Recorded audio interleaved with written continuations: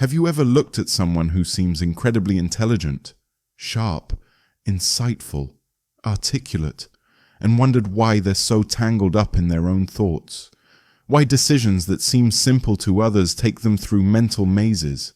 Why they replay conversations, rehearse outcomes, or spiral into what-ifs they never asked for, but can't escape?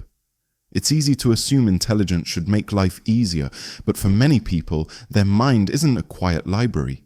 It's a high-speed control room. Lights flashing, systems running, alarms going off over things no one else notices. And that's not a flaw, it's actually how their brain is built. There's a quote from Carl Jung that says, "Thinking is difficult. That's why most people judge." Deep thinkers don't jump to conclusions. They circle them, analyze them, examine them from angles that most people never consider. But that depth, while beautiful, can turn inward. And when it does, it becomes overthinking. Before we dive deeper, let me tell you a story. A man named Adrian once told me that he couldn't make a simple decision without feeling like he was carrying 100-pound weight.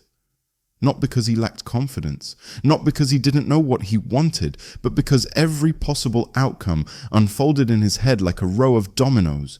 He could see the chain reaction before anything even happened. He said, "It's like my brain won't let me make a move without showing me the entire movie of what could go wrong." That isn't imagination, it's neurology.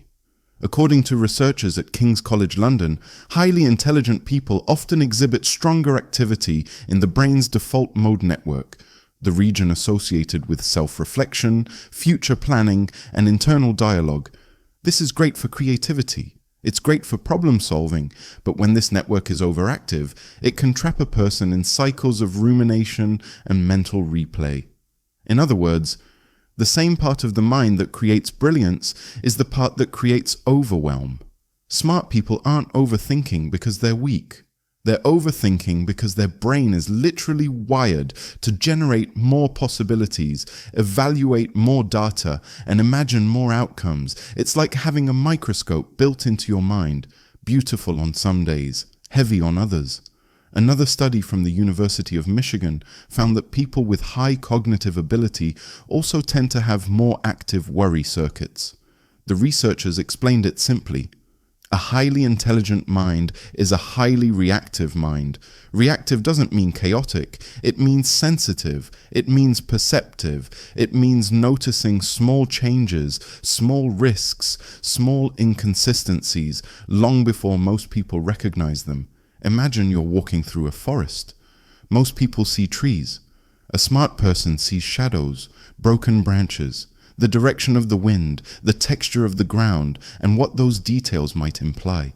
They don't look for danger. They just can't not see it. That kind of awareness is a gift, and also a burden.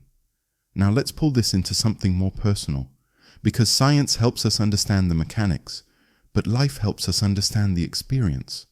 Think back to when you were young. If you were a sharp kid, people probably noticed.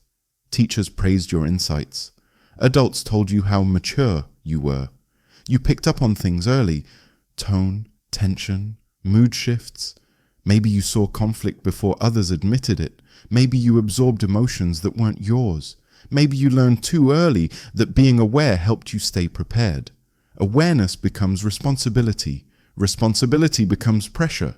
Pressure becomes overthinking, and once that pattern forms, it sticks. Here's something psychology researchers have found.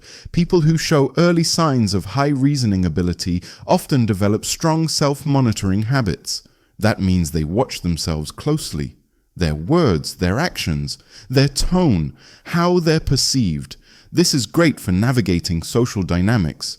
But over time, excessive self-monitoring becomes internal surveillance, a spotlight shining on every move you make. This is why smart people often replay conversations in their heads. They're not being dramatic. They're reviewing, evaluating, correcting, trying to reduce the chance of future mistakes. A woman named Leah once told me she overanalyzes everything she says because she doesn't want to be misunderstood. When I asked her why that mattered so much, she said, Because misunderstanding leads to conflict, and conflict makes people leave. Her mind wasn't trying to think too much. It was trying to protect her. And that's another key piece the science supports. Overthinking is often a trauma-adapted behavior. Not always in the dramatic sense of trauma, but in the small, consistent ways life teaches you that being prepared keeps you safe. If you've ever been punished for mistakes, you overthink to avoid them. If you've ever had to read situations to survive emotionally, you overthink to predict them. If you grew up feeling responsible for others' reactions, you overthink to control outcomes. Your brain isn't malfunctioning. It's following instructions it learned years ago, but here's where intelligence intensifies it. Smarter people don't just feel fear, they analyze it. They don't just prepare, they prepare 5 steps ahead. They don't just imagine a scenario, they imagine the ripples it causes in every direction. Research from Yale University shows that individuals with high analytical intelligence often struggle to disengage from thinking, even when thinking is no longer helpful. Their brain treats every problem like it needs a solution. And sometimes life doesn't need a solution. It needs presence, permission, patience. But the analytical mind has trouble with that. It searches anyway. It digs.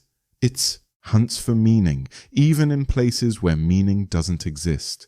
This is why intelligent people often struggle with simple decisions. Not because they don't know what to choose, but because they see too many valid reasons for each option. A study from the University of Cambridge found that overthinkers have a harder time closing open cognitive loops, meaning, once their brain starts analyzing something, it has trouble stopping. That's why overthinking often happens at night. During the day, distractions close the loops. At night, silence opens every one of them. Let's take this deeper. If you look at the stories of people who think intensely, artists, researchers, writers, engineers, philosophers, you'll notice a pattern. They are rarely calm on the inside. Their minds are worlds within worlds. We admire the output, but forget to consider the cost. Einstein once said, "The problem with the world is that the intelligent people are full of doubts." That wasn't poetic exaggeration. It was psychological observation. The smarter someone is, the more they understand the complexity of life. The more complexity they see, the harder it is to feel certain. Overthinking often comes from an honest place, the desire to choose well, to do well, to be good, to avoid harm, to yourself and to others. But the danger is this: when your mind is always scanning, predicting, evaluating, you start thinking living is a problem to solve. Life is not a problem, it's an experience. And that's the shift most overthinkers never learn to make. Toward the end of a long conversation I once had with Adrian, he said, "You know, sometimes I wonder if my brain's trying to be helpful, but it's speaking a language I never learned to translate." That line stayed with me. Because overthinking isn't something you cure. It's something you learn to interpret. It's something you learn to guide instead of fear. It's something you learn to reframe. The goal isn't to silence your mind. It's to stop letting it lead you into battles that don't exist. So why do smart people struggle with overthinking? Because intelligence gives you vision. Vision gives you possibilities. Possibilities give you responsibility. Responsibility gives you pressure. Pressure gives you fear. And fear, processed through a brilliant mind, turns into overthinking. The answer isn't to think less, it's to think differently. To know when analysis becomes self-sabotage. To recognize when your thoughts are predictions, not certainties. To understand that intelligence does not require perfection, it requires direction. A mind that can imagine endlessly must also learn to release. A mind that sees many paths must also learn to walk one. A mind that carries old fears must learn new safety. That is the journey, not of turning your mind off, but of teaching it when it's safe to rest. Because the truth is, smart people don't overthink because they're broken. They overthink because they've been navigating a world that never taught them how to live with the depth they were born with. And if you've listened all the way here, I want to speak directly to you. As an overthinker to another overthinker, I hope this gave you clarity about how your mind works and how much quiet strength you've been carrying without even realizing it. Your mind isn't too much. Your awareness isn't too much. Your depth isn't too much. You just haven't been taught how to live with the richness of your own perception. But now you're starting to understand the architecture of your thoughts, and that understanding can become your advantage. Before you go, let me ask you one question. A question only someone who thinks deeply can answer honestly. What's one thought, fear, or worry you're finally ready to stop carrying alone? Share it below. Your words might help someone else breathe a little easier tonight.